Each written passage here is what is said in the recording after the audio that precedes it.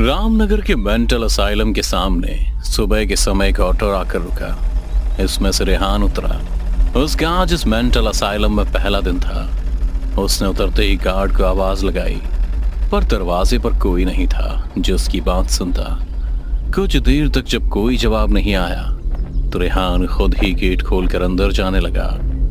जैसे ही रेहान ने गेट खोला तो एक आदमी ने उससे पूछा, मांस खाएगा? इंसानी मांस बोल, खाएगा?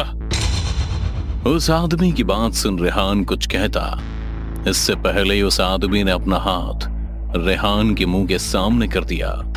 रेहान ने जब उसके हाथ को गौर से देखा तो उस पर पहले से ही ब्लड के खूब सारे निशान थे, मानो जैसे बहुत बार उसने अपनी नस काट कर आत्महत्या करने की कोशिश की हो। कि तभी उसने देखा कटे हुए निशान से कुछ कीड़े निकल रहे हैं, जिन्हें देख रेहान को उल्टी आने लगी थी। पर इससे पहले कि वो उल्टी करने के लिए अपना मुंह फेरता, उस शख्स ने अपने ही हाथ का मांस नोच कर खाना शुरू कर दिया था, जिसे देख रेहान उल्टी करने लगा।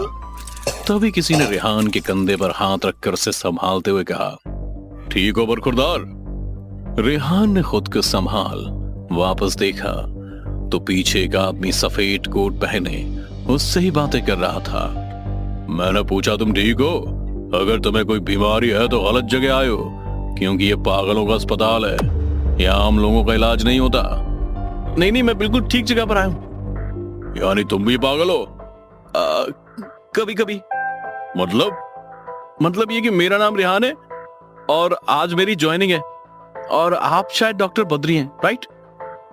जी, मैं ही डॉक्टर बद्री हूँ। तुम यहाँ से सीधे जाकर अपना जॉब लेटर ऑफिस में जमा करो और वहां से ड्रेस लेकर बगल के कैबिन में आ जाना, बाकी बातें वहीं करेंगे। इतना कहकर डॉक्टर वहां से चला गया। डॉक्टर के जाने के बाद रेहान ने जब अपने आसपास देखा तो उसे वहां कोई नहीं दिखा। रेहान को यह बात बहुत अजीब लगी थी, पर काम के पहले दिन वो ये सब सोचकर अपना दिन खराब नहीं करना चाहता था, क्योंकि वो जानता था कि एक पागल खाना है। इसलिए रेहान ने इन बातों को नजरअंदाज किया और सीधा कंपाउंडर की ड्रेस पहनकर डॉक्टर के कैबिन में चला गया। फिर दोनों के बीच बातें होने लगी। दरअसल मैं पिछले 8 साल से इस पागल खाने को संभाल रहा हूँ, और अब तुम भी आ गए हो तो मेरी बहुत हेल्प हो जाएगी। लेकिन जरा बच के रहना, ये पागलों का अस्पताल है। यहाँ जो दिखता है वो होता नहीं है, और जो होता है वो कभी किसी को दिखाई नहीं देता, समझे? डॉक्टर बद्री की बातें रेहान के ऊपर से गईं, पर फिर भी उसने मुस्कुराते हुए हाँ में सिर हिला दिया। रेहान का मन तो कर रहा था कि वह सुबह के हादसे के बारे में डॉक्टर से पूछे, पर जैसे वह डॉक्टर से कुछ बोलता, डॉक्टर ने अस्पताल के कंपाउंडर बंसी को जोर से आवाज लगाई। बंसी भी आवाज सुन डॉक्टर के सामने आ खड़ा हुआ था। बंसी, ये अस्पताल के नए कंपाउंडर हैं, रेहान। जाओ ने सबसे मिलवाओ, अस्पताल की जरूरी बातें भी समझा देना, ठीक है? डॉक्टर के कहे अनुसार बंसी कुछ ही देर में रेहान से सबको मिलवा दिया और फिर उसे मरीजों के कमरे में ले गया।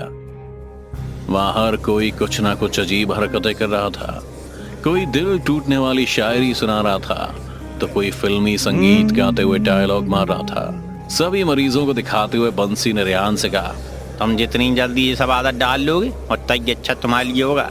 और हाँ, पागलों के बीच रह के तुम भी पागल मत जान जाना। ऑलरेडी यहाँ जरूरत से ज्यादा पागल हो चुके हैं।